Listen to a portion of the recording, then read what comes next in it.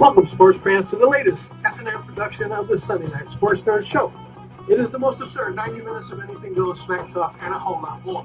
Every Sunday night, the Sports Nerd joins forces with three charismatic co-hosts who are a select group of sports nerds with attitude, better known in Nerd Nation as the Rampage. We are four of the most loudmouth, smack-talking nerds around, coming at you with some sick rips and rants, which may be just enough to make you pee your pants. So listen up, Nerd Nation. Let's rise and welcome the legend himself. He is the founder, he is the host, and he is the star of the Sports Nerd Show. Coming to you live, straight out of Lakeland, Florida, Scott, the Sports Nerd Right. Hello, everyone. Welcome to another edition of the Sports Nerds. We are here with my usual co-host, of course, Mr. Ken Koslow, Mr. Elliot Big E Lamba, Mr. John G. Olson, and joining us for an NFL draft recap. Oh my God! But I just talking about the Browns, yeah. Oh, I guess we're talking about the Cleveland Browns draft. yeah. NFL recap. Excuse me.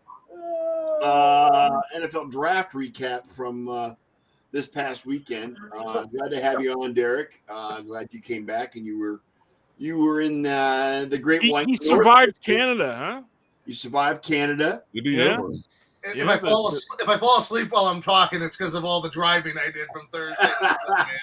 I am so glad to not be in a car anymore. That was Shout out, hello Anthony, coming to us from Twitch, and Brett, of course, on Facebook. What up?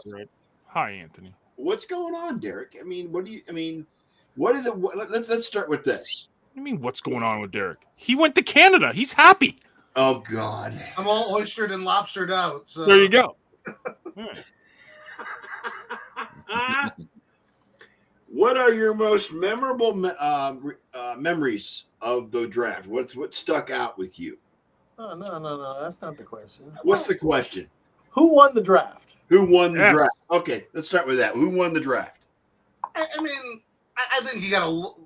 Every time we grade this, a day after, and I was thinking about the Detroit Lions, where, people were criticizing what they did in this draft, and then I went back and looked at their 2020 draft, and they got an A for day one, an A- for day two, and you go and look, Jeff Okudah, he's no longer with the team. He was traded away. DeAndre Swift was traded away in this draft. Julian Okwara isn't even starting, and Jonah Jackson is the one guard they got. So a team that got an A 3 years ago from these draft grades, they have one guard to show for it, and they traded two of the players away this offseason. So Right. I think the initial reaction with these drafts is let's get a grade out right away. The draft isn't even 4 hours old. We give it a grade, and then 3 years later, we're not even thinking about what's going on with it. I guess if you had to ask me who I would say won the draft, I mean, I think the Houston Texans did a lot to improve their football team because they didn't have a quarterback, and they replaced Davis Mills with C.J. Stroud, and then they still traded up and they got Will Anderson Jr. So they got a pass rusher to help out, DeMeco Ryans with this new scheme that he's trying to put in there. They got a quarterback that they can build around. That would be my pick, but they also had one of the worst records in the league last year, second pick in the draft, and they had that pick from sending Deshaun Watson to Cleveland. So when you have two first-round picks and have one of the worst records in the league, you should win the draft. Does that mean they traded up to number 3 to get the other guy too? Right. So I mean, they were real active in the draft. It's safe to say they pushed all in. They were all in. Pushed all the chips in. And you know what? All the hype and all the criticism that C.J. Stroud got leading up to this draft didn't come to fruition. They still got their guy at number 2. So we'll see how it goes. That's what's always hard to tell because Will Levis seemed to be the one that was shooting up the betting boards as far as that he might even end up being the number 1 overall pick. And then which I couldn't believe. I'm like, if that guy goes number 1, there's something really wrong. And then he didn't even get drafted in the first round. Right. And that's it. And that's where the teams came in and had, they weren't reading into the hype and weren't reading into what was going on. and they said and he got picked exactly where he should have got picked. Tennessee traded up to get him, and that's exactly where he should have gone. He's in a better situation now being picked where he was, as opposed to being picked early. Well, he reminds me of Mitch Trubisky.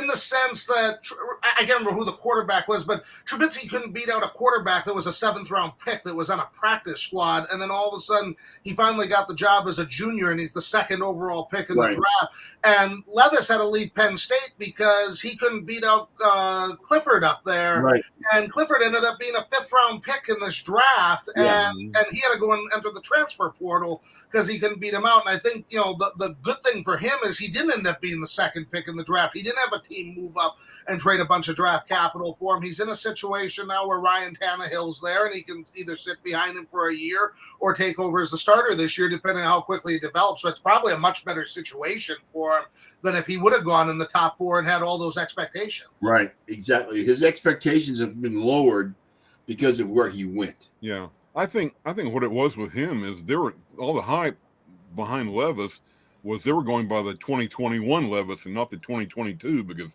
he had a much better year as his junior year than he did his senior year. Right. Yeah. Or last year. 100% agree with that. Yes, that there's I think there's a bunch of things that played in. He also seemed to be, I think what was driving his draft stock going up was that Reddit story that all of a sudden kind of got traction on social media, and then all of a sudden the gambling boards went nuts, and then the NFL experts seem to tend to follow it. And I mean, and these draft rankings beforehand, it tends to be an echo chamber where everybody's rating the same 40 or 50 guys, and if somebody starts shooting up with a couple of them and it starts gaining traction on a social media board, it seems to do things that the 32 front offices aren't really following. Right. Brett brings in a good point. Jim Irsay came out today and said point blank, even if the Colts had the number 1 pick, they would have picked Richardson. Okay.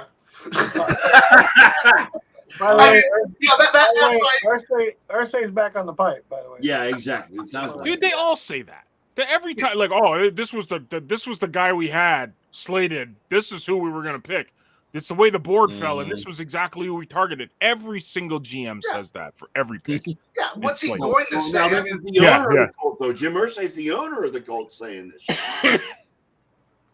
I mean, Same thing. What is he going to do if he goes and says, you know what? We would have taken Bryce Young if he had been available, and we had to settle for this guy. And now we're building around a guy that we settled for. Yeah, we settled for Richardson.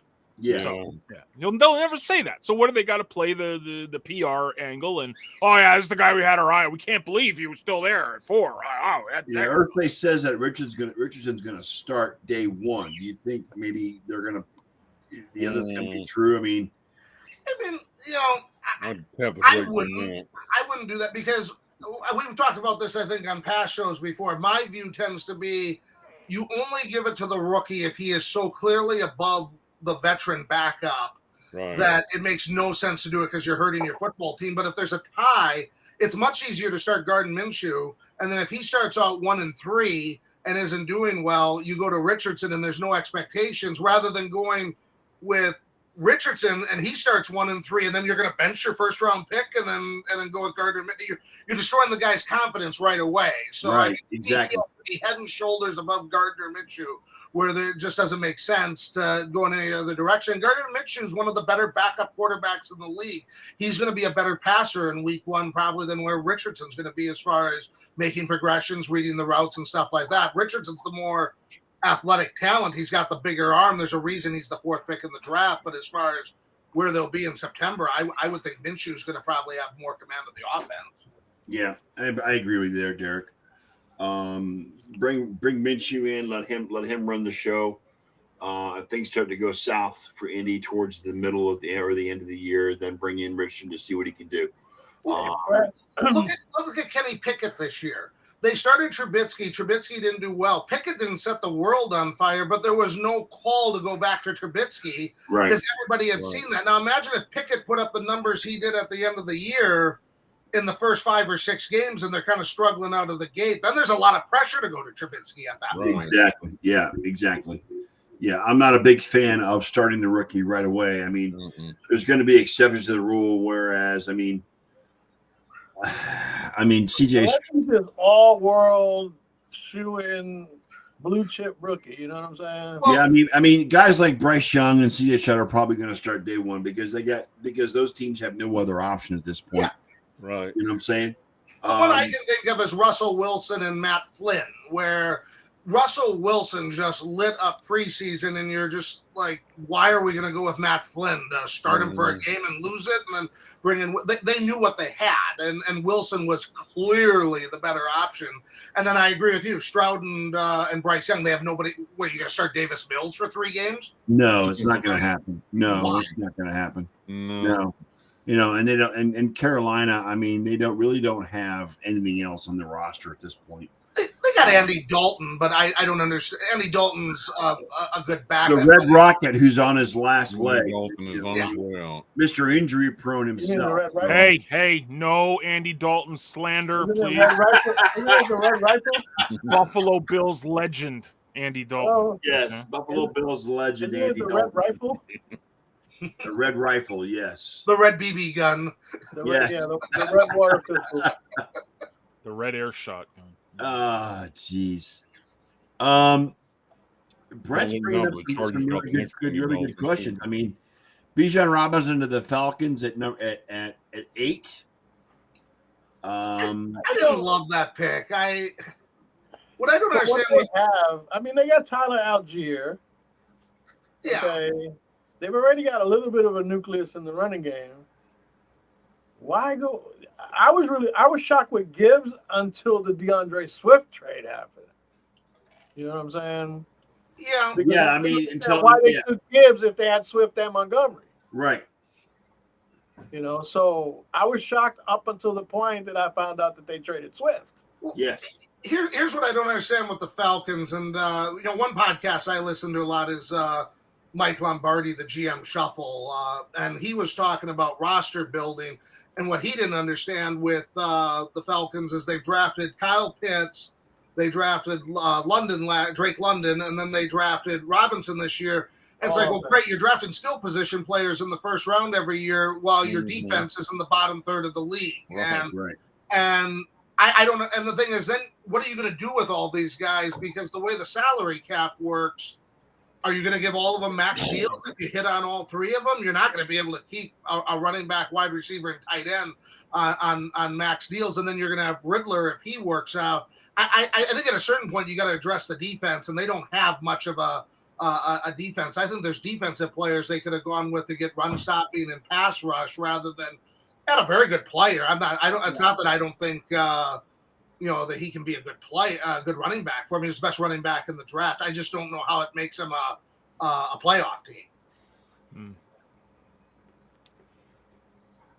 Especially The scariest thought ever was if he would have fell to Philly and Philly grabbed Robinson. That would have been absolutely terrifying. Speaking of Philly, look at how Philly, is it the University of Georgia North now? What's going on with that? I heard they drafted the dog in the 7th round. Yeah, it did. Yeah. Yeah. The Bull Eagles. Well, and that's why I thought the Eagles were really smart because they had 70 sacks last year. That's what keyed their run to the Super Bowl with that offense. They gave all that money to Jalen Hurts, and so they were going to suffer losses on defense. And they added 2 impact players in the first round on defense that are going to be able to get after the quarterback. That's how you roster build.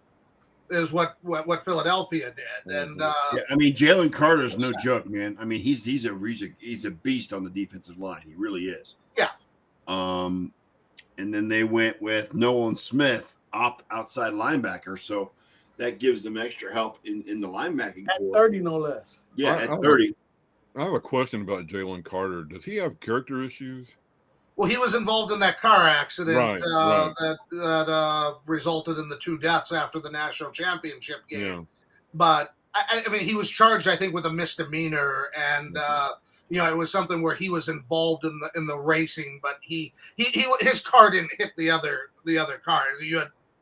two cars that were racing and Right. weren't doing what they were supposed to, and so he got in trouble for breaking the law there. But you do wonder about his judgment. I mean, but. Mhm. I mean, I don't think it wasn't something like a Henry Ruggs situation where Yeah. he ended up, hitting, somebody and Mhm. getting, into a And 200 situation where he miles an spent hour, years in yeah. jail. All right, so let's go around the room here, Derek. Let's start with the Buffalo Bills and who they took. They started with the best tight end in the draft, in Dalton Kincaid from Utah. How do you think the Bills did in their draft this year? Did they address what they needed to address as far as maybe protection for Josh Allen. Josh Allen and the secondary? I mean, I know they picked up a secondary guy. I mean, the kid from Northwestern is being. I mean, Bills were excited about that. Was it the Bills that were excited about that? I think it was. Yeah, I think it was. Dude, no. No, Go ahead, Derek. Go ahead. I'll rebuttal everything. Scott just like. Totally, I have no fucking clue. I'm just a host. Yeah, You know what I'm saying? I know. Yeah. So Dalton Kincaid, I like that pick because Dawson Knox has shown spurts of being good, but I don't think that they're going to necessarily bring him back on a second contract. So Kincaid gives them a replacement for him, and they can use both of them this year. Yep. Elliot. 2-0 Florida. Yeah. Florida. Nice. Panthers. Go Go Panthers. Panthers. Sorry. Go ahead. Go ahead. Back to what matters. The Buffalo Go Bills. ahead, Derek. All right. So Kincaid gives them a good option there, and then I think getting Osiris Torrance from Florida, that's designed to give them some run toughness up the middle, and then when you combine that with the Damian Harris signing that they had in free agency, I think that's the big thing they got to worry about. Is you look at their last that playoff loss to Cincinnati, I think they had 60 yards on the ground, and their big problem has been on 3rd and 1 when they need those tough yards in the bad weather in the playoffs. They don't have a running game that can handle that. And having Harris run between the tackles and adding some beef in the middle of the line helps. And then giving Kincaid, it's another target over the middle that's going to draw coverage. So yeah, I think they did what they needed to do to address some of the deficiencies from last year. All right, John, your thoughts. It's what Derek said. I mean, the big thing this entire draft was basically offense. They picked the corner in the last round, and then they picked in the 3rd round. They got a linebacker who's apparently going to be the second coming of Tremaine Edmonds. Apparently, this is the thing. I don't watch a minute of college football. You guys know what I think. I think it's modern day slavery. I think it's a crime against humanity what they do to these kids. But whatever. So I know nothing about these kids coming out of college at all. Nothing. What I do know is that when you get offensive guys around one of the most prolific offensive quarterbacks of our time, that's a good thing. That's a good thing. I don't know anything about it. Everyone says Dalton Kincaid is like he's got that Kelsey-esque in him. He's got apparently like no drops. That other kid they drafted from Florida, not the lineman, but Justin Shorter, his name was, the wideout. Yes. They have a combined, I think, 3 drops between him and Dalton in like 3 years or 2 years or something like that. Like 3 drops in 2 years between 2 guys. That's what you want. Then you got the Torrance kid, who's apparently, just like Derek said, run stuff. He'll open up the run game. Like I love it, man. I don't know anything about the kids at all, but I'm just happy that the Bills went heavy offense. And then they did a bunch of trades. So they got all these. They did all these trades to get all these 6th-round picks for next year. Is that ammo for potentially some free agent stuff? Who knows? I don't know. Or not free agent, but like some trades in the summer? Who knows? But yeah, I'm happy. You're But happy again- with it, John? Sorry? You're happy with it? Yeah, I don't know anything about the kids, but you watch I'm an expert in them because I watched all the highlights as soon as they got drafted, right? Like, Yeah. don't even know. But Which is basically watching the draft highlights is the equivalent of watching like a fishing show where every cast is a fish, and that's Exactly. right, yeah. we'll see the 10 hours of Yeah, they of only focus. show the good parts. Right, exactly. Yes. Yeah. All So- right, let's move on to the 49ers. I don't know what Elliot thinks, but Derek, what do you think about San Francisco? Jair Brown, dude. Jair Brown. I love that pick. Yeah, I mean, you're talking about a team that didn't draft until the third round. So, Right. I think getting Brown in the third round was good value. Robbie Gould probably isn't going to be back, so they took Jake Moody in the third round. Right. People were surprised that they took a kicker that early, but you see these playoff games, they come down to a kicker a lot of times. Look at the Bengals. I mean, they don't make it to the Super Bowl 2 years ago without their rookie kicker. So if you find somebody you like there and they didn't want to re-sign Gold, if he ends up, doing good things, that could be the difference between them winning a playoff game or two or going home. So, well, let me just was the refer to best kicker Ken I on this. saw last year. Jake Moody had some clutch kicks in the Yes. season. Yeah. He's the best kicker I saw in college football Yes. last year. Period. Yes. Yep. And they got Cameron. They got the tight end. Cameron. They got the tight end out of Alabama too. They got him, and I don't know how big of a role he's going to have with Kittle there, but that's what's hard with third round picks. I mean, I think 25% of them are going to be on an NFL roster in about 4 years.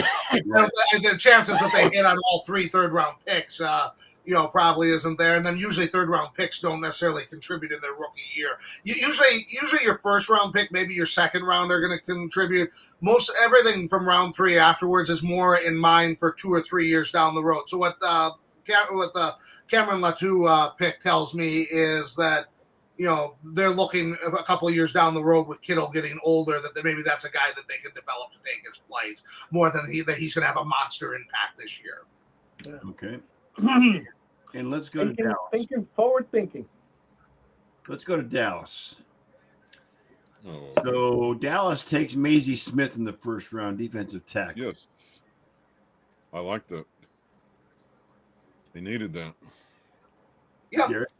Yep, needed they definitely did. I'm just scrolling up to the Cowboys one so I can have the whole list in front of me. Yeah, Maisie Smith. That's huge. They need interior defense. I think the one thing that was big too is getting Luke Schoonmaker in the second round, because they lost Dalton Schultz to the Houston Texans. So that's a guy that they might need to contribute right away this year. In the 2023 The NFL rest was draft. getting pass rush. Yep.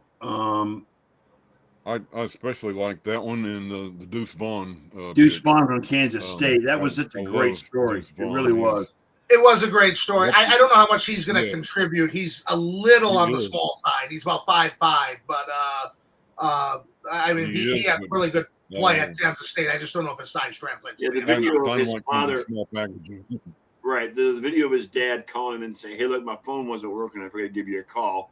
But just a question: how would you like to come to work with me next week? That was so. That was awesome. That was one of the That best moments of the draft. It was great. Yeah. It was great.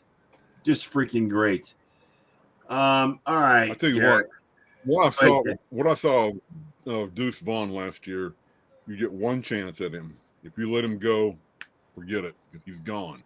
He's got that kind of speed. I'm hoping they'll use him as a punt returner, and he's got an ideal size for that. So he can. I think he'd be a gadget player that can make 4 or 5 Absolutely. big plays in a game, like you said, in special teams, or maybe putting him out there with a package or something like that. I don't know if at that size. I mean, Darren Sproles was a pretty small guy, but I think he weighed about 15 or 20 pounds more than Deuce Vaughn. Yes, Not just that he's 5'5". I think he's like 175 pounds. That's really small. Deuce for an is NFL running a back. smaller Tony Pollard. I mean, he's that versatile. He can get around, and he's just a little bit. He doesn't have the size that Tony does or Yeah. anybody else, but he can make things happen. And if he can do that, I'm happy. So Oh, for sure. For sure. And all he needs to do is be big in the special teams game and, 1 or 2 explosive plays and wins Mhm. right there. I mean, it isn't like they used a Exactly. second-round pick on him. He's a 6th-round pick. So it's yeah. it's a good flyer at that point in the draft. Yeah, again, Brett brings up another good question. Ken, what do you think about this? Jerry Jones not against Zeke coming No. back. Yeah, Zeke has not been in contact with anybody that we know of. I mean, Nobody's been in it's contact it's with a him. possibility that he can come back in the summertime. At Who would have thought that the market for washed-up running backs isn't that great? Imagine that. I don't know. I Imagine mean, that, right? that's a real possibility. We need a ramrod in there. I mean, for the short short yardage and goal line situations. But if Zeke can come back with a lesser contract and everything and be happy with it, I don't mind, I guess. All right, and now the elephant in the room, the Cleveland Browns, Derek. Oh, wait a minute. Doesn't No. even do. Let's, Like, you know what? Let's leave the trash for last. How about the Green Bay Packers? Oh, there you go. How about your Packers there, Derek?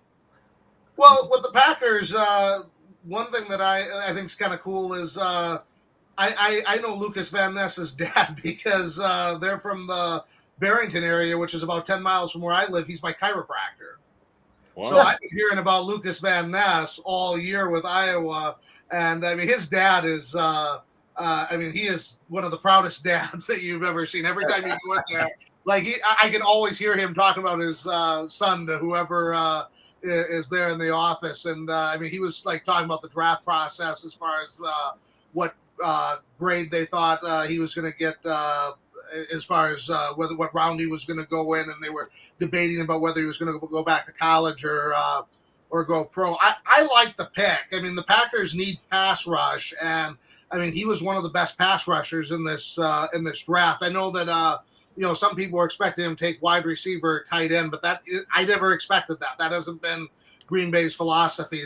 I think they set the record now for the most consecutive years without taking a wide receiver, running back, or tight end in the first round. They go defense and offensive line and with those picks. And Lucas Van Ness, he can get after the quarterback. And then they added Musgrave and they added Jaden Reed and they added Tucker Kraft. So they made it a priority in the second and third round to add some wide receiver and tight end pieces to go with the young players that they have. So there's definitely a youth movement on the offense. They're bringing in skill position players to grow around Jordan Love. What about the Sean Clifford pick as far as quarterback is concerned? Is that? I don't think he translates real well to the NFL. And I don't know if you guys remember. Do you remember my friend that from Penn State that came on the draft show years ago, Nick Perino? He's into everything Pennsylvania sports and Penn State. And he when they drafted him, he texted me and he goes, "I don't really think that's a good pick." He goes, "He was fun to watch at Penn State, but I don't think he's going to really translate to the NFL." So I was a little surprised they went with that. They took a kicker in the 6th round, Anders Carlson. Yeah, I'm interested in that because he kicked at Auburn, and his brother is Daniel Carlson, who kicks for the Raiders. And kicking at Auburn and kicking in Las Vegas is a lot different than kicking in Green Bay. But he wasn't really one of the highest rated kickers. I saw Jersey Al, who's a big Packer fan I followed on Twitter for years. He was a little confused by that pick. But they need to move on from Mason Crosby, and we'll see what he does. I'm glad that they're moving in another direction. As much as people make about the consistency and continuity the Packers have had at quarterback over the years, they've only had 3 kickers since 1989. I've only watched 3 kickers there. Chris Jackie was there first, then Ryan Longwell, and then Mason Crosby. Those are the only 3 kickers they've had since 1989. Yeah, and Mason Crosby's been a staple in Green Bay, which is why I was curious as to why they would go play. Crosby's been there at least 15 years. Yeah, Crosby, he had a good season last year, but he is getting a little long in the tooth, so I can understand that. He played with Favre in Favre's last year. His rookie year was 07. That's how far back he goes. It's an age thing and it's a salary thing. And he actually broke Brett Favre's record for most games started with the Packers. Yep. Brett asks, did Belichick mess up by putting all his eggs in a Mac Jones basket? I was looking at a lot of things on Twitter, and every year New England gets trashed as having the worst draft. I think what's kind of ending up there is Belichick has a philosophy for building a roster, and he's looking for guys that fit his system and stuff like that. But the problem is when Brady isn't there, the system isn't as good. And they're just in a tough division right now. You got Josh Allen and the Bills. They're AFC contender every year. Now the Jets got Aaron Rodgers, and the Dolphins made the playoffs last year. I just don't know what they were going to do in this draft to be anything other than the 4th best team. Christian Gonzalez was a good pick. I saw a lot of mocks having him go in the top 10, and he fell to 17. Keon White gives him good edge rush. They definitely I think the way that I kind of saw this draft is Belichick looked at it as, we're not going to compete on offense with the other teams in this division. Let's shore up the defense and have as good of a defense as we can, and we'll try to ugly it up with these teams because there's nothing they added in this draft that I think moves the needle on offense from where they were last year. They took a kicker in the 4th round. Well, Nick Folk, I think, is getting a little older, too. I think him and Mason Crosby were rookies the same year. Folk was the rookie kicker in Dallas, and Crosby was in Green Bay back in 2007. So that's an age thing. And he also took a punter in the 6th round. So, Correct. You know, Belichick looks for guys in these later rounds that can play special teams. That's why Keyshawn Boutte kind of surprised me a little bit, because he's a 6th-round pick, and as Belichick wide receiver in the 6th round, you're going to be expected to play special teams, and that didn't strike me as a guy that has I'm going to play special teams type of attitude. Right. So that's Did you see the theme of the AFC East though? Like, this is what I noticed, and it wasn't for sure, but it was basically the AFC East teams went defense heavy. That seemed to be the theme. The Bills went offense heavy. Now, not every pick, but I'm just saying, like, specifically New England. They went defense, even the pick for New York or New Jersey, excuse me. So, well, what happened with New York, that Rodgers trade kind of screwed up what they were going to do, because they had the 15th pick. The Packers had the 15th pick, and the Jets had the 13th. They swapped them, and then the Steelers traded in front of the Jets and took the offensive lineman there. I'm blanking on his name. I just got to get to the list. Broderick Jones. So Broderick Jones would. I think the Jets would have gone with him if they hadn't done the Rodgers trade. But the Steelers got up in front, and so then the Jets settled for defense, because that must have been the best player they had on their draft board at that point. But yeah, I do think that is a good observation. That all the Bills tried to shore up their running game and the middle of the field and stuff like that. But yeah, the Dolphins and the Jets and the Patriots definitely went heavy on the defense. All right, Ron, welcome to the show. Good to see you, my friend Ron Gallo, joining us. We're going to get hockey in just a moment. hockey. But we're going to get one more rate here. My Browns. What did they even do? Well, their draft was last year with Deshaun Watson, because that's where some of their picks were at. I thought they did a good job with what they had, because Cedric Tillman is somebody that can contribute at receiver, and they had one of the worst run defenses in the league, and so they went with Ika from Baylor with the 98th pick, and then they've had they needed to shore up their line a little bit, and so they got Juwan Jones. But again, you're talking 74th, 98th, and 111th pick. Are they gonna shoot the moon on that? And all three of those guys are going to be starting and contributing this year. That would be a phenomenal draft if that happens. Yeah, I mean, I like the Tillman pick. I mean, he's a big receiver and he's fast. And I like the Ika pick also, because he's a big boy as well.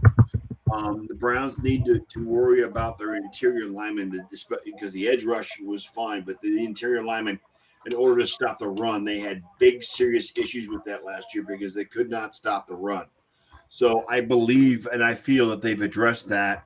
Whether or not these guys are going to be the end-all, be-all and be the run stoppers that the Browns need is yet to be decided, because, again, like you said, these are late-round picks. Nobody knows what's going to happen. Well, So I thought the Browns had a bad weekend, because the Ravens finally got their contract done with Lamar Jackson and added a wide receiver for them. The Steelers got help on the offensive line, and I thought the Steelers had a really good draft. And, the Bengals have been in the Super Bowl and the AFC Championship game the last couple of years, and the Browns were left to start picking with 74 to try to keep up with those teams. So I don't think the Browns, got ahead of any of the other teams in their division. No, I don't think they did either, but we'll see what happens. I mean, it's all dependent on that. I mean, and how they can protect Deshaun and whether or not they can stop the run, because that was their biggest issue, that they could not do anything against the run last year at all. So, well, and he was so rusty last year, because he hadn't played in 2021, and then 2022 he had the suspension, and he was not that great coming back from that. So, I mean, they're going to need him to be the guy that they traded for and gave up all those picks. If he's going to be what he was in the last 6 games of last year, they're not going anywhere. Right. I got a quick question for you, Derek. Yeah. Deion Sanders brought up the point that only one HBCU player was picked in the entire draft this year, only 4 last year. Do you think it's becoming an issue? I mean, it's. Well, I'd ask Deion this. He's at Colorado now, so he left there. Yeah. He's got a transfer portal. Is he going to go and load up on players from that conference in his transfer portal to compete with? That's a good question. We had 18 players leave into the transfer portal. Right. Well, he can take them all. I mean, After that first spring game, he had 18 players decide, okay, we're out of here. So I mean, there's good football played down there. I don't dispute that. I mean, he showed, what kind of roster he could build there. And I mean, you look at the history of the NFL with the historically black colleges. I mean, there is a ton of talent that is played down there that is in the Hall of Fame and stuff like that. So I'm not poo-pooing that conference. I'm a small school guy. I mean, I graduated a class of 56 kids and went to a D3 college. I mean, so I love seeing the smaller schools do well, but I also know that the NFL's bread and butter is the SEC, the Big Ten, the Pac-12, the major schools. And so, I mean, he was making out there was an embarrassment that they didn't take more kids. I don't know. I mean, there was 4 other kids he said they could have been drafted. I don't watch those schools. I didn't watch tape on those kids. Maybe they should have been drafted over the players they have. But my question, my retort to that would be, if the players are that good and you're going to have a chance to pick a whole bunch of them up in the transfer portal now that you're at Colorado. We'll see if he does that or if he goes after the 5-star recruits that the SEC and all the other big schools are recruiting. It's not at the same level. It can't be because you can see where the big programs are getting the kids from high school at and where they're going. Yep. All right, we're going to switch gears. Thank you, Derek, for your insight, and we appreciate the comments. We're going to bring in Ron now because he's sitting there going, I'm so freaking bored. This is bullshit. No. I'm gonna log off after all the driving. I got a lot of stuff to do, but thanks for having me, guys. Get some rest, Derek. Good to see you. Appreciate it, man. Derek coming to our country. Take care, Derek. Derek, for what it's worth, I mean, I enjoy your insight. I mean, it helps me a lot to kind of visualize what's happening in the NFL. I appreciate it. Thank you. I always like listening to your hockey insight too. You have See, I learn more about the NHL. These are our gurus, guys. These are our gurus. We love them. We love them. Have them on the show. Absolutely. Take care, Derek. Sounds good. Thanks, guys. Good talking to you again. You too. Later, man. Get some rest. All right, Mr. Gallo, how you doing? I'm doing good. I'm not going to ask you how you're doing, though. Oh, no. Yeah. Well, you know what? If I were to say that I was surprised, I'd Go ahead and ask him. I'm not surprised at all. Congratulations to the Toronto Maple Leafs for winning their first playoff series since 2004, and they did it in the Lightning's building. Damn it. 19 years they finally shook off that curse. The interesting thing about the Toronto Maple Leafs, there's this, we've heard about the curse of the President's Trophy. There's another underlying theme that happens with a lot of teams, and that's when they have a big victory. It's like all of a sudden that was their Stanley Cup. And that has to be the fear right now for the Toronto Maple Leafs. They finally got over that hurdle of winning the first round. The Toronto Maple Leafs nation is going to be fine, win, lose, or draw, which you can't draw, but win or lose in that second round. The Toronto Maple Leaf fans are going to be fine for at least another year or two because of this first round victory. Yep. The interesting thing, nobody on God's green earth thought that the Florida Panthers had a chance against the Boston Bruins, but here they are playing in game number 7 in Boston, leading 2-1. The best thing that could happen for the Toronto Maple Leafs is the Florida Panthers defeat the Boston Bruins, because then you're going to have 2 Cinderella teams that have finally won something in the first round, and the 2 teams will be able to kind of reset and play against each other, and it will be a good series. If it's Boston that comes through in this round, I think that Boston will start to gel. I think Toronto will kind of be back on their laurels after having won their first round and shaking that monkey off their back. But bring Florida in, and then you've got a really good series between the Toronto Maple Leafs and the Florida Panthers. Yeah, I agree. That would be a great series to watch. Who will Carolina get? Carolina will get the other one, obviously, and that's waiting for New York to figure this out. Oh my God. 2 weeks ago when we were doing the picks, I told you that I really had, high hopes on Zibanejad, and he only showed up in game number 5. And so that's the reason why game number 6 rather. And that's how Zibanejad and the New York Rangers are finally able to try and do what they were supposed to do. And that is defeat the New Jersey Devils. So, John, I'm gonna touch on Cogliano in a moment here because that's a scary one out west. But let's deal with the New York Rangers. Here's a team that was up.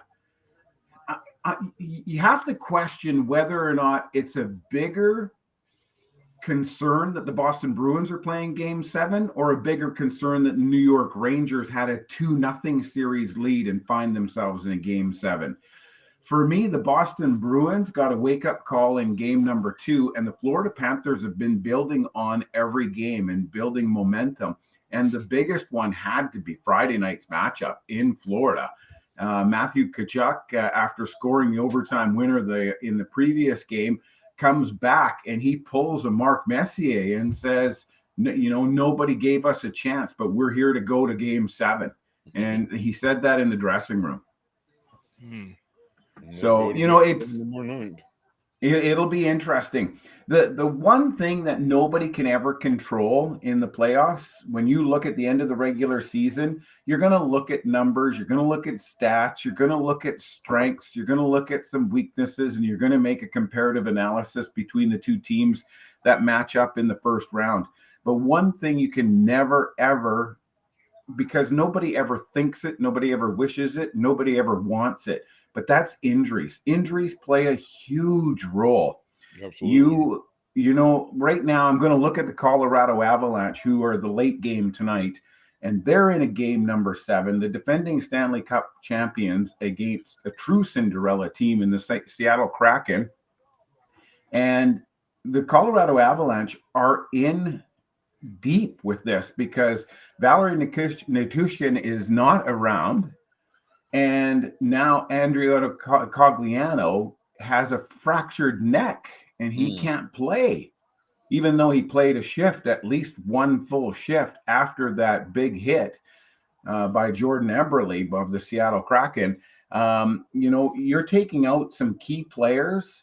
It doesn't matter that there's 25 men on the roster, but when you take out a player that plays almost every night, game in and game out, and adds that depth to the team, it's going to hurt you. And I really worry about the Colorado Avalanche tonight. Everybody's putting their money on Colorado, but I'm really worried about it. Seattle's been playing really good in that series. I mean, I'm surprised that and Seattle's gone in. They have nothing to lose. They have, they can just play without a chip on their shoulder. They can just play. And that's why they've won 2 out of the 3 games so far in Colorado. I told a friend of mine before the playoffs, just before the playoffs started, I said Colorado better take Seattle very seriously. Yes, they're playing with house money. They got nothing to lose, and they're playing like it. No, absolutely. Seattle. Hey, Seattle's like Florida. They didn't deserve to be in a game number 7. Nobody gave them a chance to be in that game number 7. The difference between Florida and Boston, and yes, there was a couple of injuries with Boston, and maybe that hurt them early on in the series. But right now, it's Florida's got momentum. I've already mentioned that. Seattle, it's not that they've got momentum. It's that they've got that laissez-faire mentality. They're good. They're just going out to play hockey, and they're a lunch bucket crew, and they're going to get it done. And Colorado, on the other hand, defending Stanley Cup champions, and they're on the ropes. Yeah. So it's interesting. And then you look at some of the other series, and we'll start touching on them. Those 3 series that we just talked about, they all need a game 7. Right now, Boston, Florida are playing. Later tonight, Colorado and Seattle play. And tomorrow, the lone game to wrap up the first round of the postseason is the New York Rangers in New Jersey to take on the Devils. That one will be a good game. If you have an opportunity to watch it, I would suggest you That watch series has been very interesting because the Rangers won the first 2 games. In New And Jersey. then the Devils came back and won the next 2 games, and now we're even 3. and going to a game 7. So I mean, it's actually the Devils won the next 3 games, and then the Rangers won last night. Right. So I mean, that's how that series is going. It's very interesting because, on a side note, I am a avid listener to the DA show on CBS Sports Radio, and his producer Mraz is getting blasted because his name is Sean Mraz. He's a character. Let me just say that. And Mraz posted a video on the internet after game 2 in a bar, and he had a broom in his hand sweeping the top of a table in this bar. And people like Boomer Esiason, who works for CBS Radio, came in and belated him for posting that because you don't want to set up a jinx or don't mess with the money, as Boomer said. And after game 2, the Devils racked off 3 straight wins, and so this guy Mraz, who's a producer on this show, has been getting just blasted. And they're based out of New York. But I have a Sirius XM app on my phone, and I listen to this show every day during the week, and it's been a real fun listen because Mraz is just getting blasted about it. Didn't he be on ESPN Radio? No, they're on CBS Sports Radio. I mean, he used to be before he came to CBS. Didn't he? DA, I don't know that he was ever on it. He may have been. It's Damon Amendola is what his name is. Damon. I mean, he used to be for a long time on overnights, and then they moved him to daytime. So he's got the morning show now. Sports radio is just fun to listen to. It really is. It really is. Let's talk about a couple of the series that have wrapped up. Ken, you were missing last week, and I told you if you were on the show, I was going to tell you I was calling an audible that Dallas was going to come away with the series. Dallas outplayed Minnesota in every game. That they lost by a goal in game number 1 and game number 3. Right. Whatever. The only game that we were outplayed in was game 3 when they beat us 5-1. Game 3. Old Dallas, yes. But seriously, Dallas is one of those teams that you got to take a little bit of a closer look at now that they're into the postseason, because if they are getting even incrementally better, the next round will be extremely interesting when the Dallas Stars end up having to find their opponent, because the Dallas Stars have really been reeling them off, and Dallas is going to be up against Colorado or Seattle. And like I said, I'm calling an audible because Colorado, even if they win tonight, I don't think they've got the manpower to get through the next round. If Seattle wins, you know what? It's the luck of the draw with Seattle. Yeah. I mean, if they continue to play the way they're playing, maybe they'll give Dallas a little bit of a run for their money, but I'm not so sure about that anymore. Seattle and Dallas played one of the last games of the regular season, and Seattle gave Dallas all they could handle. Dallas ended up winning, but it was a real tight game. And like I said before, Seattle playing with house money, and they have nothing to lose. The thing I would say about Colorado is the injuries they've had, or kind of leveled the playing field with Dallas. Colorado won the season series, I believe, but Dallas usually plays them very, very tough in the playoffs, and so I really don't know how to gauge who I'd like to see more, but Dallas is going to be there for the entire time. I mean, they're not going to just roll over and say, "Hey, we won a series," and They're No, in it. So yeah. that's what I'm saying. Like with Dallas, I have to call that an audible. I said Minnesota was going to be the upset in that one, but I have to call the audible. Dallas is firing on almost all cylinders. They only have one injury of note, and he's able to play through it. So, I mean, the thing is Dallas should end up in the conference final, whether they meet Colorado or Seattle. They should advance that one and wait for the winner between Vegas and Edmonton. That's going to be another one of those good series, Edmonton and Vegas, because Vegas is a strong team. And you look at Edmonton, yes, they were able to dispose of the Los Angeles Kings in 6 games, but none of those games were easy. No. John? What do you want me to say? I mean, Oilers never get any love. I mean, they could have won in 4 games, and it would have been, and it was, the Kings gave them everything they did. The Kings got a really good defensive team. That's the X factor. The X factor is Vegas is not as good defensively as the Kings are, but the Kings got more. The Knights have got more offensive weapons. They have a guy who went 2nd overall, so we're finally going to get the 1st and 2nd overall picks, the Connor McDavids, and the Jack Eichel matchup. So that's fun. Oilers by $1 billion. I mean, what? Yeah. All I'm going to say is that the Edmonton Oilers top line and top power play from the regular season have got to make that appearance in the postseason.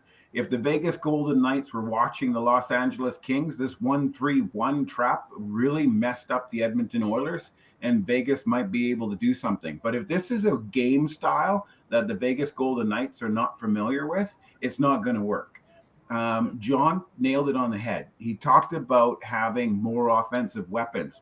Vegas is not going to play a defensively minded 1-3-1 trap game or trap style. They're going to be matching everybody blow for blow, shot for shot. This could be a high output series, but Edmonton, if they get firing on all cylinders and Connor McDavid and Leon Draisaitl are matched up again on the same line and having success with the Oilers, I agree with John. Edmonton is the favorite to move through that series, but maybe not by a long shot. But they should move. Well, they got the secondary scoring going, right? I mean, yes. that was the big story for this series was that Connor and Leon got their points, but last night was Kyler Yamamoto with the goal, the game winner. You had Clint series Costa winner, with 2 goals, right? I mean, these are guys that are on the 3rd line. Kyler goes up the 2nd line sometimes, but I mean, these are 3rd and 4th line. Like Ryan had an amazing series. Kulak had an amazing series. Like these are not guys that if you don't watch the Oilers, you don't know who they are. Everyone knows Leon, everyone knows Connor, and they performed. I think Leon got 9 points and Connor got 8 points in the series. So they were on the score sheet, but it was the secondary scoring. So that's the thing. The highest, like Brett asked, was it the inability of the Kings to kill the penalties? No one killed the Oilers penalties all year. 4. 3-1 Florida. Nice. How's it 3-1? It's the middle of the intermission. It's not 3-1. You're looking at a highlight. Yeah, it's 2-1 in the intermission. Yeah, we're in the second intermission. So yeah. You mean they threw me a whammy? Yeah. You threw yourself a whammy. Man, what station is carrying this game? All right. So what do we got? One more series to kind of look at. PBS got all these games and it pisses me off. Yep. So last night, every team that advanced, eventually one of the reporters asked every player, every coach the same question: how important was it to win in 6 games and not have to go to 7 games? The answer, almost unanimously across the board, the reason why you want to win is because every game takes a physical and mental toll on the players. So if you get the extra day of rest or the extra 2 days of rest, hugely important. Carolina's been sitting the longest. They were the first team to advance, and they're going to get the most tired team out of the New York Rangers and the New Jersey Devils. I think Carolina is going to advance no matter who they meet. They might not win game number 1 simply because of rust versus adrenaline. And the New York Rangers and New Jersey Devils, whoever comes through in that series, will probably still be rolling from a Game 7 victory, and might be able to take that game number 1 from the Carolina Hurricanes, even though Carolina has the upper hand, being the home team. Who do you think wins that Game 7 against the Devils and the Rangers, Ron? I want to say New York has found their groove. I do want to say that they're back in New Jersey. Yes, they'll have a little bit of a fight on their hands with the New Jersey Devils fans. The fans can be a little bit loud. They can be a little vocal. But New York Rangers, the players, they're used to that because their fans are the same way. So I honestly think that the advantage goes to the New York Rangers for game number 7. Did you see the Jersey Devils fan that got knocked the hell out by a Rangers fan for talking too much? Yeah, I still say leave it on the ice, not in the stands, because I mean, well, Elliot, that's that New York, New Jersey rivalry. I mean, you know what I'm saying? So it's great. No, you just can't come to Madison Square Garden talking shit. Dude, this is what I'm more interested in, and Ron will get a chuckle out of this. The NHL might burn down, and the country of Canada might burn down and have a civil war if Toronto and Edmonton meet in the final. Oh my God! Can you imagine? You imagine, John? The question I have is that would be my heaven, because I don't care. I wouldn't care. That's the thing. I truly would not care who won that. 30 years. No, that's for how many years? Since the 1994? When was the last Canadian team to win? Yeah, it was was it 94? Was it 91? 93. Yeah, Montreal. 94 was the Rangers. Yeah. Montreal. So I mean, if you go back through all of those Stanley Cups, how many times have you and I said, "Oh, well, we're going to cheer for that team because they have more Canadian players on it"? Right. Stuff like that. The 1993 Montreal Canadiens, the last Canadian-based team to win the Stanley Cup. It's crazy. And so for 30 years, that's what every Canadian hockey fan has been saying. Oh, well, I guess I'm from Prince George. I'm going to cheer for the Tampa Bay Lightning because their head coach is from Prince George. You turn that around, and I mean, here in Canada, I don't know if they do it in the United States. You guys would have to tell me. But here in Canada, if there's a goal scored and it's on the road, they don't show a scene from the arena that the game's being played in. They show a scene from the arena of the team in Canada. And it's an empty arena on the ice, but it is packed. It is packed. Yeah. Every seat is full. Yeah. And then there's still as many people out on the street and then outside the Victory Square, and they're all cheering, they're all making noise, and you would think that the game should be played there because of the amount of people that are in attendance, but they're just watching a television screen. Yeah. We do that in some markets.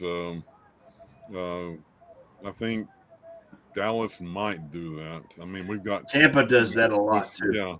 Well, see, this though I think is a very unique Canadian thing, because this is what happened when the Jays were in the World Series in 92, 93. They packed Skydome, and it was packed when they were in Atlanta and they were in Philly. It was absolutely ram-packed. What's new is the being outside. They put the TV screens outside, and it's pandemonium. Like I'm surprised Toronto's not burned down after last night. Edmonton's used to this. We went all the way to the Western Finals last year, so we can calm down a little bit, but Toronto, they were they won the cup. Yeah, the Bolts have what's called Thunder Alley, where they put a big screen broadcast of the game outside, and fans come in droves to watch that. Yes. Yeah, it's crazy. Just reading Janelle's comment. I mean, there's Canadiana for you. Their team is playing in the postseason, but they're not rescheduling their wedding. They're just going to have it during the game. Yeah, it's great. Love it. One of the other things, Janelle, I wanted to comment on real quickly is we do show the fans outside for the other team. So when the game was in Toronto, they were showing the fans in Tampa Bay. They were And going no nuts offense, too, yeah. Scott, but they're sitting on their lawn chairs. They're not making noise when their team scores. These people in Canada, they're standing. They got beer in each hand. They're partying. They're making noise. That is Ballistic. Florida fans for you. Yeah, dude. It's something. It's the times change. Things get different, but there's one thing that still stays the same. When a Canadian team from Toronto or Montreal or Edmonton, well, Vancouver doesn't count because they just burned down their city. But it's pandemonium. It's absolute pandemonium. Like, this is why I'm saying to Ron, like, if there was a Toronto Edmonton final, this country would probably burn to the ground because you're going to have the West versus East. West. East versus West. Yeah. East Yep. versus West, man. Like, yeah. That's the one thing that I wish we could have seen all these years in history is one Stanley Cup final between the Montreal Canadiens and the Edmonton Oilers when they were both at their peak. That would have been epic. Yeah. But we never Yeah, got no, absolutely. Yeah. I don't know. I like the chances, man. I do. I'm not trying to, get too high and mighty or anything, but I think Toronto and Edmonton have as good a chance as ever before now to get to the finals together. That would be. We shall see. I will probably lose my mind. I won't know what to do with myself. No, I mean that's kind of what nobody's talking about it. We are. Nobody's really talking about it right now because, of course, it is 3 rounds away.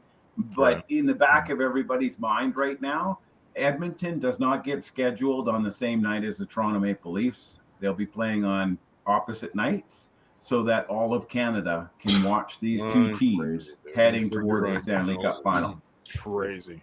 I'm afraid you're right, Janelle. Yeah, Janelle, I think you're right. I think the Habs are years away from being contenders. Dude, if they get, they're in the running for Bedard this year, though, right, Ron? Don't they have a chance? They do have a chance. They are the 5th. Okay, so the way the lottery works is the bottom 5 teams are the only ones that have a chance to be able to draft first overall, and it's based on a percentage point. So it's a really low percentage point for the Montreal Canadiens, but it's a percentage point that the 6th place team, the 6th worst finisher, doesn't have, because only the top 5. And this happens in a week on May the 8th. Yeah. So unfortunately, I mentioned that I'm not here next Sunday, so I won't be able to talk too much about the NHL lottery draft. But essentially what's going to happen is the lottery draft is just for those bottom 16 teams to get sorted, and then the playoffs sort the remaining 16 teams. Right. Dude, it happened for the Oilers, right? It happened for the Oilers. What was it? 4 out of 5 years they had the first round pick. Well, yeah, but the Connor McDavid pick, they weren't favored. They had a small chance compared to everyone else. So it happens, man. Anything can happen. Anything can happen, right? Yeah. Yeah, that'd be great. Let's go. So, yeah, right now, I mean, the odds are out there and they are talking about them. So yeah, it'll be interesting to see, who finishes where and all the rest of it. But right now, the top 5 teams, just so everybody knows, is Anaheim, and they've got a 25% chance of getting that first overall pick. Awesome. Columbus has a 13% chance. Chicago has 11%. San Jose 9%, and Montreal 8%. Anywhere but Anaheim. Oh my gosh. Or Columbus. Did you say no? Columbus is fine. They could. Anaheim, Columbus, Chicago, San Jose, Montreal. San Jose or Montreal would be my ideal spots. So. Yeah. I'm pretty sure Connor Bedard would be happy no matter where he goes. I mean, you think about the Chicago Blackhawks a number of years ago. Too. They drafted Patrick Kane first overall. It took 2 years, but then right after that, Chicago started going on a run. President's Cup trophy winners turned in. Oh, by the way, Chicago Blackhawks are the only team in the last 10 years, not including this year's because we haven't crowned somebody, but in the last 10 Stanley Cups, the Chicago Blackhawks are the only team to be the President's Cup trophy winner and the Stanley Cup champion. 2013. Yeah, 2013. Just so you know, President's Cup trophy winners in the last 10 years have been 7 of the teams have been ousted in the second round, 1 ousted in the third round, and 1, who was that? Was ousted in the first round? Tampa, baby. Oh, Tampa, yeah, I'm pretty sure it was Tampa. Blue Who Jackets. was that?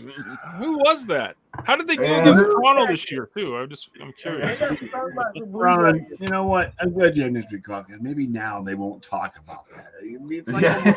a weekly bashing. But on yeah, the Blue I was Jackets- just on the Blue Jackets sweeping the Look at it bowl. this way, You know, Scott. What happened to Columbus after that? I mean, it's Yeah, all no, part, exactly. yeah. lottery. You know, and you have to the ask only thing, yourself, what's the the importance of only President's Cup? solving grace on this was that the Bolts won back-to-back Stanley Cups after that season. So I'm Yeah. happy for that. Right. Thanks So- for reminding me. Yes. Yeah, so we know too, though. I mean, like the Vancouver Canucks, this is previous to the 10 years. If you go back 12 years, the Vancouver Canucks won back-to-back President's Cup trophies in 2011 and 2012. You'll remember that the Vancouver Canucks in the Stanley Cup Championship Series against the Boston Bruins had a 3-1 series lead playing game number 5 in looks like the game's tied 2-2 by the way. Anyways, they had a 3-1 series lead playing game number 5 In Vancouver. and they lost that one. They lost game 6 and they lost game 7 again. And yeah, they burned down the city like John mentioned. Remember 5 and 7 were in Vancouver too. Yep. So, you know, the thing is that one of the things that I noticed, you take the 2013 Chicago Blackhawks, they win the President's Cup trophy and then they win the Stanley Cup.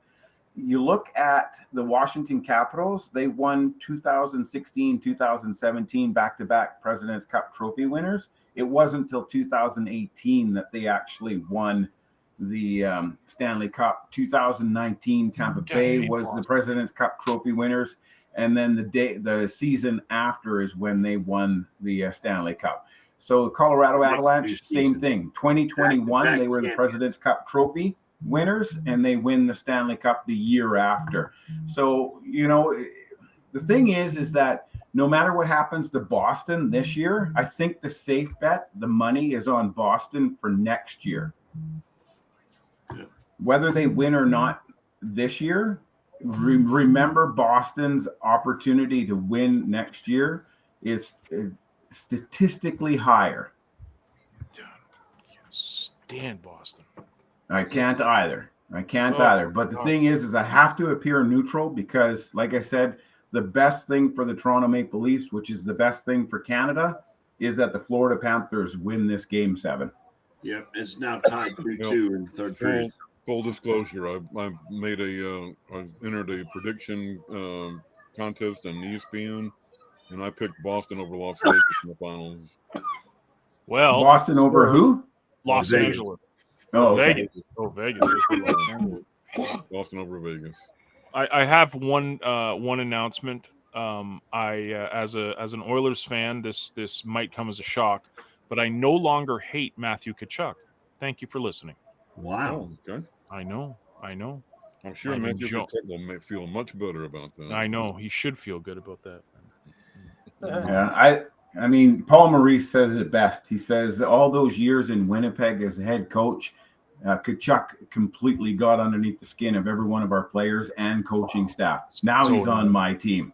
Yeah. Oh yeah. I'd love him on my team too. But like, Yeah. he's just a pest when he was with You'd Calgary. love OBJ on your Bills team too. No, man. No.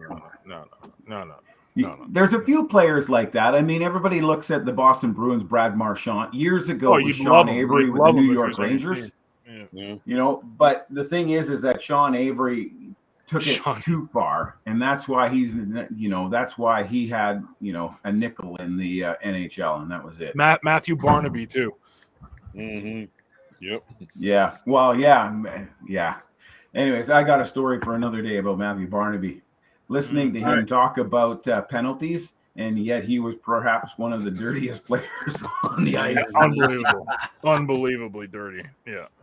All right, fellas. It's now 8:39. Don't mind going a little bit. That's great, Ron. It's always great to have you on the show. Enjoy your week off next week. I know you're not going to be available to us, but we'll catch you in a couple of weeks probably for more hockey talk. Hockey. We're gonna call it a night. Thanks everybody for coming in. Janelle, it was great seeing you. Great Good seeing thing you. to show. Thank you very much. Yes. On that note, we are the Sports Nerds. We're here every Sunday night at 7:30 p.m. And we'll be back again next week at the same time. On behalf of my co-host, Mr. Elliot Big E Lamba, Ken Koslow, Mr. John G. Olson, and our special guest, Mr. Ron Gallo, we are the Sports Nerds, and we are out. Elliot, please play the outro.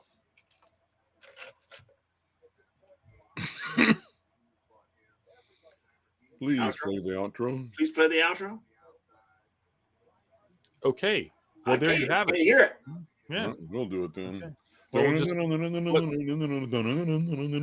let's just sing. Yeah, just sing. That's what we should do. We can't hear it, Elliot. I'm playing it. It's not playing. Something's going on. You're muted, Elliot. You're I can't muted. hear you. Okay. Well, there you go. That's technical. Well, on that note, we're out of here, guys. We'll see you next week.